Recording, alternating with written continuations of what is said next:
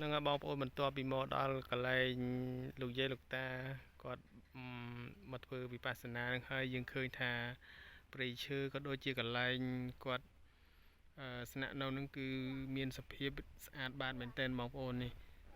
កន្លែងលោកយាយលោកតាគាត់មកធ្វើវិបស្សនាបងប្អូនបាទហ្នឹងហើយចំណែកនៅខាងក្នុងនេះមានព្រះមានអីចឹងណាបងប្អូនបាទចឹងទេគឺកន្លែងនេះគឺសុខសប្បាយមែនទែនបងប្អូនណា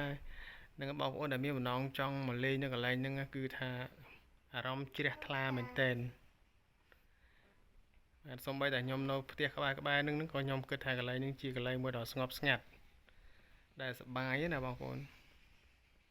ស្ងប់ស្ងាត់តែសប្បាយត្រជាក់បងប្អូនជុំវិញនឹងបាទខ្យល់អាកាសបរិសុទ្ធមកហ្នឹងហើយណែចំណែកព្រៃឈើនេះខ្ញុំស្រឡាញ់មែនតើត្រង់ធ្លូបងប្អូនអញ្ចឹង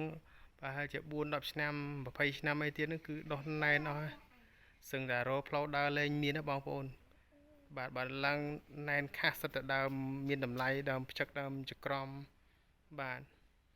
ដើមឈើប៉និតណាបងប្អូនស្អាតបងប្អូនណាគឺថាចូលហើយអត់ចង់ចេញទៅវិញទេបងប្អូនមកម្ដុំនេះចូលហើយគឺអត់ចង់ចេញនេះបងប្អូនដូចបងប្អូនបានមើលនៅក្នុងវីដេអូខ្ញុំនឹងអញ្ចឹងគឺថាអ្វីដែលស្រឡាញ់បំផុតគឺព្រៃឈើបាទគឺដើមឈើបាទត្រង់ស្អាតហើយមកលុបមហាសែនតិចខ្យល់ហ្នឹងគឺបរិសុទ្ធនិយាយថាមួយម៉ាត់ហើយមួយម៉ាត់ទៀតគឺថាខ្យល់បរិសុទ្ធស្អាតហ្មងបងប្អូនគឺថាចូលហើយគឺមិនចង់ចេញហ្នឹងហើយបងប្អូនអញ្ចឹងនៅក្នុងកន្លែងនេះដែលយើងឃើញមានកត់តូចបាទដែលលោកយាយលោកតាគាត់បានសាងសង់ដើម្បីធ្វើវិបស្សនាអញ្ចឹងមានប្រហែលជា4-5ខ្នងដែរដែលខ្នងអត់ធំទេបងប្អូនកន្លែងស្នាក់កន្លែងអាស្រ័យសម្រាប់ប្រសង់ក៏ដូចជាលោកតាជីដូនជីដែលគាត់មកធ្វើវិបស្សនានៅពេលយប់ពេលថ្ងៃអញ្ចឹងណាបងប្អូនហើយបងប្អូនភ្ញៀវទេសចរទាំងអស់ដែលមានបំណងចង់មកលេងនៅកន្លែងនេះគឺដូចខ្ញុំនិយាយហើយនឹងមើលរូបភាពនៅក្នុងវីដេអូនេះអញ្ចឹងគឺថាត្រជាក់ភ្នែកណាបងប្អូនបាទត្រជាក់ភ្នែកសប្បាយបាទអញ្ចឹងខាងក្រោមគឺមានព្រះសង្ឃ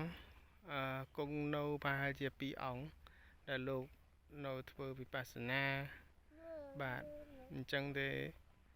បងប្អូនក៏ដូចជាព្រះសង្ឃលោកយាយលោកតាដែលមានបំណងចង់មកធ្វើវិបស្សនានៅកន្លែងនេះគឺអាចមកបានណាបងប្អូន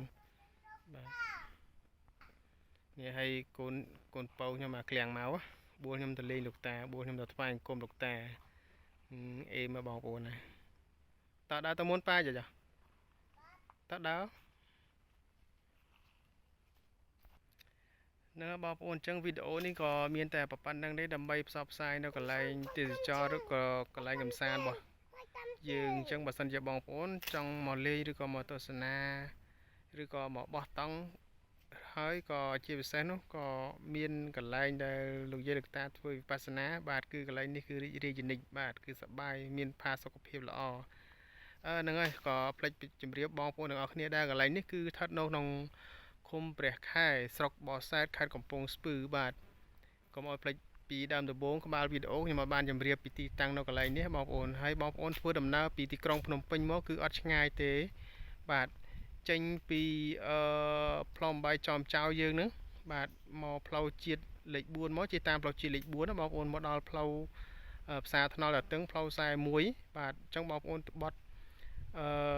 ត់ឆ្វេងមកតាមផ្លូវជាតិ41នឹងមកបងប្អូនមកដល់គីឡូ33គេហៅថាផ្សារស្លាបលេងហ្នឹងធ្វើដំណើរមកទិសខាងលិចត្រង់មកបងប្អូនអញ្ចឹងមកដល់ហើយឃុំព្រះខែសួរគេមកបងប្អូនប្រកាសជារកផ្លូវនេះឃើញដោយងាយស្រួលអញ្ចឹងហើយបើគិតទៅប្រហែលជាដីប្រហែលជា40គីឡូម៉ែត្រពីទីក្រុងភ្នំពេញមកកន្លែងនេះបងប្អូនស្រួលណាស់បងប្អូនអាចមកលេងបាន